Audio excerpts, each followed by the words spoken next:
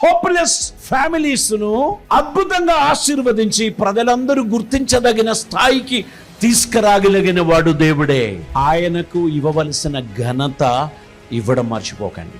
దేవుడు తర్వాత సమస్తం. We cannot compromise. కొందరు బ్యాంక్ బ్యాలెన్స్ ను బట్టి అతిశయపడుదురు, కొందరు వారికి ఉన్న ఐటీ జాబును బట్టి అతిశయపడుదురు, కొందరికి అనుకోకుండా కలిసి వచ్చిన అదృష్టమును బట్టి అతిశయపడుదురు. కానీ మనమైతే మన దేవుని నామమును బట్టి అతిశయపడదాం. ఏందయ్యా నీ దేవుని నామంలో ఏమున్నది అని చిన్న చూపు చూపిన వానికి తెలియక అడుగుతారు.